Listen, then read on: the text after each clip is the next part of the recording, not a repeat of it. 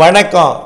செல்வகுமாரின் 2025 பிப்ரவரி 5 புதன்கிழமை அதிகாலை நிலவர வானிலை ஆய்வறிக்கையில் தமிழர்கள் வாழும் உலக நாடுகளுக்கான வானிலை ஆய்வறிக்கை இந்திய நேரப்படி அதிகாலை 4 மணிக்கு பதிவு செய்யப்படுகிறது. தற்பொழுது முதலில் அமெரிக்காவோட காட்டுத்தீ பரவிய கலிபோர்னியாவை முதல்ல எடுத்துக்கொள்வோம்.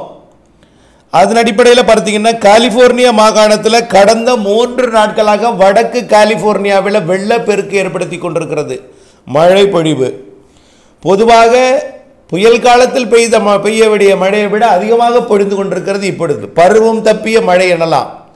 குளிர்காலத்தில் கனமழை நிலச்சரிவு வடக்கு கலிபோர்னியாவில் குறிப்பாக அதாவது சான் ஜோஸ் மற்றும் சிகோ ரேனோ இந்த பகுதியெல்லாம் வடக்கு பகுதியெல்லாம் ரீடிங் யுரேகா இந்த பகுதியிலெல்லாம் யுரேகா விட இப்போ ரீடிங் தாண்டி சிகோ ரீனோ போன்ற பகுதிகளெல்லாம் கனமழை.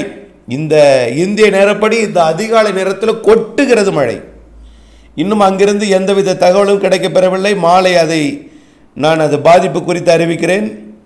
இப்போ இந்த மழை பொழிவு காட்டுத்தீ பரவிய லாஸ் ஏஞ்சல்ஸில் இன்றைக்கு மதியத்திற்கு மேல், அதாவது இந்திய நேரப்படி இன்றைக்கு மதியம், அமெரிக்க நேரப்படி இரவு மழை பொழிவை கொடுக்க போகிறது. லாஸ் ஏஞ்சல்ஸில் பரவிய காட்டுத்தீ ஏற்கனவே அணைந்த நிலையில் முற்றிலுமாக இன்றைக்கு அது விலக இருக்கிறது.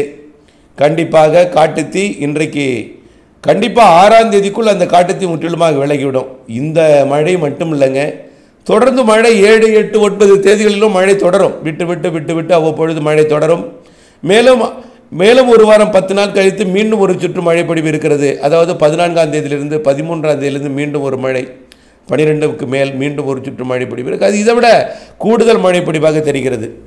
ஆகவே லாஸ் ஏஞ்சல்ஸ் பகுதியில் வாழக்கூடிய அதாவது தமிழர்கள் மழை இருக்கிறது என்ற நம்பிக்கையுடன் இருக்கலாம், அச்சப்பட வேண்டாம். காட்டுத்தீ இனிமேல் பரவுவதற்கு வாய்ப்பில்லை. காட்டுத்தீயை கட்டுப்படுத்த கனமழை கொட்டி கொண்டிருக்கிறது. அது காட்டுத்தீ பகுதிக்கும் இன்றைக்கும் நாளைக்கும் பெய்ய போகிறது. வடக்கு கலிபோர்னியாவில் வெள்ளப்பெருக்கு ஏற்படுத்தி கொண்டிருப்பதை உங்களுக்கெல்லாம் அறிந்திருப்பீர்கள். அதை நீங்கள் செய்திகள் மூலம் பார்த்திருப்பீர்கள். அதை அனுபவித்து கொண்டிருக்கூடியவர்களும் இருப்பார்கள் வடக்கு கலிபோர்னியாவில். ஆகவே கலிபோர்னியா பிரச்சனை, காட்டுத்தீ பிரச்சனை ஓய்ந்து தற்பொழுது மழை பிரச்சனை தரையெடுத்திருக்கிறது, நிலச்சரிவு பிரச்சனை.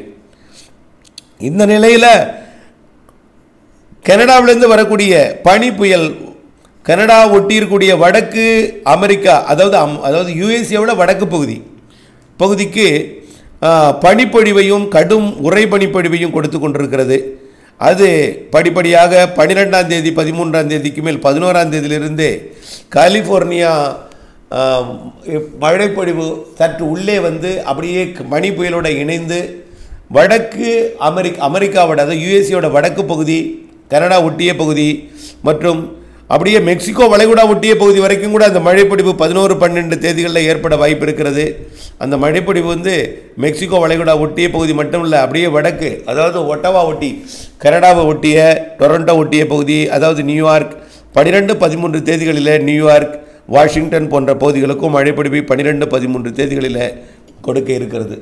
ஆக வரக்கூடிய நாட்களில் அட்லாண்டிக் பெருங்கடல் ஓர பகுதிக்கும் மெக்சிகோ வளைகுடா பகுதிகளுக்கும் மழை பொழிவை கொடுக்க போகிறது என்கின்ற ஒரு மகிழ்ச்சியான தகவல். இந்த மழை பொழிந்தால் உறைபனி என்பது விலகிவிடும். அதாவது உறைந்து சாலைகளிலே அப்புறப்படுத்தாலும் அளவிற்கு இல்லாமல் மழையே அந்த உறைபனியை கரைத்துவிடும். மெல்டாய் தான் அது விழும். அதனால் அது பெரிய அளவில் உறைபனி பாதிப்பு என்பது விலகி இனிமேல் வரக்கூடிய நாட்களில் மழை பாதிப்பாக அமையும், பாதிக்கும் மழை பொழிவாக அமையும். 13, 14, 15 தேதியெல்லாம் மழை பாதிப்பாக அமையும். அந்த மழைப்பொழிவு நிகழ்வு விலகினாலும் அடுத்தடுத்த சுற்று மழைப்பொழிவு அமெரிக்காவுக்கு கொடுக்க போகிறது. மெக்சிகோ வளைகுடா ஒட்டிய பகுதி தொடங்கி 15, 16, 17 தொடர்ந்து மழை வானிலையாக அமையப்போகிறது அமெரிக்காவிற்கு. மெக்சிகோ வளைகுடா மற்றும் அட்லாண்டிக் பெருங்கடல் ஓரம் எல்லாமே அமெரிக்காவை பொறுத்த வரைக்கும் இந்த உறைபனி படிப்பொழிவு சாலைகளில் பனிப்பொழிவால் ஏற்பட்டிருக்கூடிய வானிலை என்பது அதாவது இடையூறு என்பது விலகி இனிமேல் மழை இடையூறாக மாறப்போகிறது அமெரிக்காவை பொறுத்த வரைக்கும். அடுத்தபடியாக தென் அமெரிக்கா நாடை பொறுத்த வரைக்கும் தென் அமெரிக்காவோட வடக்கு பகுதி மழை காலம் தொடங்கி நல்ல ஒரு மழைப்பொழிவை பொறுத்துக்கிறது. கொலம்பியா மற்றும் பெரு போன்ற பகுதிகளெல்லாம் கனமழைப்பொழிவு, பிரேசில் பொலிவியா போன்ற பகுதியெல்லாம் கனமழை பொழிவு தொடர்ந்து மழைக்காலம் கொடுத்து கொண்டிருக்கிறது. இந்த நிலை தான் ஆப்பிரிக்காவிற்கும் நடைபெற்று கொண்டிருக்கிறது. ஆப்பிரிக்காவை பொறுத்த வரைக்கும் தற்பொழுது பார்த்தீங்கன்னா மடகாஸ்கர் பகுதிக்கு ஒரு புயல் தாக்கி கொண்டிருக்கிறது. மடகாஸ்கர் பகுதியை புயல் பேர் வைத்த புயலாக மாறிவிட்டது நேற்றைக்கு. அது மடகாஸ்கரை தாக்கி தற்பொழுது வடக்கு மடகாஸ்கருக்கு வெள்ளப்பெருக்கு மழைப்பொழிவை கொடுத்துவிட்டு அது தற்பொழுது மொசாம்பிக் பகுதிக்கு அது பயணம் இருக்கிறது. மொசாம்பிக், அதனைத் தொடர்ந்து ஜாம்பியா, ஜிம்பாப்வே போன்ற பகுதி நாடுகளுக்கு மழைப்பொழிவை கொடுக்க போகிறது. அது மட்டுமல்ல, ஆப்பிரிக்காவோட மத்திய பகுதிக்குமே மழைப்பொழிவை கொடுக்கப்படுது. டான்சானியா, அதனைத் தொடர்ந்து உகாண்டா மற்றும் கென்யாவிற்கு கூட மழைப்பொழிவு இருக்கும். அவ்வப்பொழுது ஆங்காங்கே மழை இருக்கும். கென்யா, உகாண்டாவோட விக்டோரியா ஏரி பகுதி போன்றவெல்லாம் மழைப்பொழிவு வரக்கூடிய நாட்களில் முதல் வாரத்தில் 2வது வாரத்திலெல்லாம் உகாண்டா, கென்யாவுக்கெல்லாம் மழைப்பொழிவு கொடுக்க போகிறது. இதில் இனிமேல் மழைக்காலம்தான். ஆப்பிரிக்காவை பொறுத்த வரைக்கும் மழைக்காலம்தான். உகாண்டா, கென்யா, டான்சானியா உள்ளிட்ட எல்லாமே. அடுத்தபடியாக பார்த்தீங்கன்னா நிலநடுக்கோட்டை இந்திய பெருங்கடலில் தெற்கு இருக்கக்கூடிய புயல் எங்கே போகுதுன்னா ஆஸ்திரேலியாவுக்கும் மழைப்பொழிவை கொடுத்து விட்டு ஒன்று பயணித்து கொண்டிருக்கிறது. அது ஆஸ்திரேலியாவிற்கு புயல் பாதிப்பு பெரிதாக இல்லைன்னா கூட மழை என்பது ஆஸ்திரேலியாவுக்கு கொடுக்க போகிறது. ஆஸ்திரேலியாவை பொறுத்த வரைக்கும் வடக்கு ஆஸ்திரேலியா பகுதிக்கு தொடர் மழைப்பொழிவு.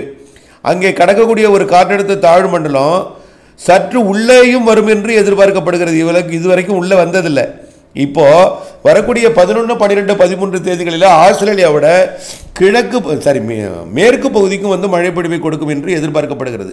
அங்கே உள்ளேயும் போகிறது. இதுவரைக்கும் அது வரலாற்றிலே இல்லை.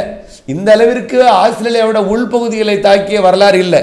புயல் எப்பொழுதுமே ஆஸ்திரேலியாவோட வடக்கு பகுதியை மட்டும் டச் பண்ணிட்டு போகும். இப்போ இந்த 11, 12 தேதிகளில் ஆஸ்திரேலியாவோட வடக்கு பகுதியில் நுழைஞ்சு மேற்கு பகுதி வழியாக, மேற்குன்னா கடலோரம் இல்லை, உள்ளேயும் நுழைந்து மேற்கு ஆஸ்திரேலியா, வெஸ்டர்ன் ஆஸ்திரேலியாவில் நுழைஞ்சு அப்படியே நேரடியாகவே மத்திய ஆஸ்திரேலியாவில் நுழைந்து தெற்கு ஆஸ்திரேலியா வரைக்கும் அது பயணிக்கும் என்று எதிர்பார்க்கப்படுகிறது. ஆகவே ஆஸ்திரேலியாவோட ஒட்டுமொத்த பகுதிக்கு மழை கொடுக்கும் வகையில் ஒரு நிகழ்வானது அமைய போகிறது. ஆகவே அதாவது குயின்லாந்து தொடங்கி வடக்கு ஆஸ்திரேலியா தொடங்கி மேற்கு ஆஸ்திரேலியா மற்றும் மத்திய ஆஸ்திரேலியாவோட மத்திய ஆஸ்திரேலியா பகுதிக்கும் மழைப்பொழிவை கொடுப்பதற்கு சாதகம் ஏற்படுகிறது.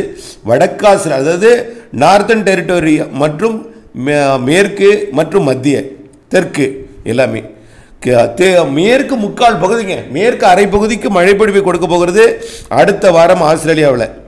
வடக்கு பகுதிக்கு தொடர் மழை இருந்து கொண்டே இருக்கும். ஆஸ்திரேலியா வடக்கு பகுதி தொடர் மழை இருந்து கொண்டே இருக்கும். அடுத்தபடியாக பார்த்தீங்கன்னா மொரீஷியஸ் மற்றும் மடகாஸ்கர் ரீயூனியன் பகுதியை பொறுத்த வரைக்கும் புயலோட தாக்குதல் நேரடியாக இல்லைன்னாலும் ரீயூனியனுக்கும் மொரீஷியஸுக்கும் கிழக்கே ஆஸ்திரேலியாவிற்கும் மொரீஷியஸுக்கும் இடைப்பட்ட பல தீவுகளுக்கு புயல் தாக்குதல் ஏற்படுத்தி, மேற்கு தீவுகளுக்கெல்லாம் தாக்குதல் ஏற்படுத்தி விட்டு 2 புயல் அடுத்தடுத்தது இணையாக ஒன்றிணைந்து ஜோடியா அது சுடன்று அப்படியே அண்டார்டிகா நோக்கி பயணிக்க போகிறது. அண்டார்டிகா போனது செயலிழந்துடும். இருந்தாலும் 23 டிகிரிக்கு தெற்கேயும் போகும்பொழுது வலுவாக போக போகுது. இது மடகாஸ்கர், ரீயூனியன் மற்றும் மொரீஷியஸ் போன்ற நாடுகளுக்கு மழை பொழிவை ஏற்படுத்துமே தவிர காற்று பாதிப்பு இல்லை, அச்சப்பட வேண்டாம். ஆகவே வரக்கூடிய தைப்பூச திருநாளிலே காற்று பாதிப்பு இல்லாத மொரீஷியஸ் கொண்டாட்டம் இருக்கும் என்று எதிர்பார்க்கப்படுகிறது. ஆகவே அந்த போர்ட் லூயிஸை பொறுத்த வரைக்கும் இதெல்லாம் மழை மட்டும்தான் இருக்கும், மழை வானிலை இருக்கும். ஆனால் காற்று பாதிப்பு இல்லை, காற்று தொலைவிலே பயணிக்கும். அடுத்தபடியாக சிங்கப்பூர், மலேசியாவை பொறுத்த வரைக்கும் மழைப்பொழிவை பொறுத்த வரைக்கும் இப்பொழுது பெரிதாக இல்லை. ஆனால் மழை அவ்வப்பொழுது இடையிடையே கொடுக்கும். ஏனென்றால் காற்று சுழற்சி நீடித்து கொண்டிருக்கிறது மலேசியாவிற்கும் சிங்கப்பூருக்கும் இந்தோனேஷியாவுக்கும் இடைப்பட்ட பகுதியில்.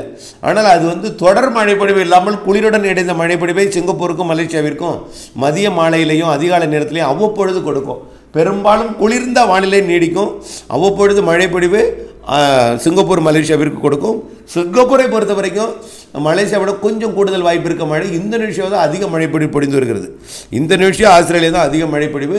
மழையோட மையம் என்பது இப்பொழுது சூரியன் குத்துக்கதிர் வடக்கே வர்றதுனால கோடை மழைப்பொழிவு போல் இந்தோனேஷியாவில் நல்ல ஒரு மழைப்பொழிவு பொழிந்து வருகிறது. இந்த மழைப்பொழிவு மலேசியா, சிங்கப்பூருக்கும் பிப்ரவரி, மார்ச்சில் கிடைக்கும். இப்பொழுதும் மழை இருந்து கொண்டிருந்தாலும் பாதிப்பு இல்லாத மழை, பொங்கலுக்கு முன் இருந்த மழைப்பொழிவெல்லாம் குறைந்து பாதிப்பில்லாத மழைப்பொழிவு கொடுக்கிறது.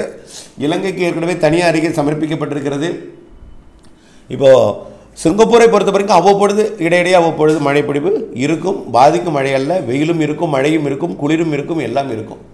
அடுத்தபடியாக அரபு நாடுகளை பொறுத்த வரைக்கும் சவுதி அரேபியாவோட வடக்கு பகுதி குவைத் சிட்டியை ஒட்டிய குவைத்தை ஒட்டிய பகுதிகளுக்கு ஒரு 10 நாள் கழித்து ஒரு மழை வாய்ப்பு இருக்கிறது. அது பெரிதாக ஒரு பாதிக்கும் மழையாக இல்லை, இருந்தாலும் மழை இருக்குது கொஞ்சம்.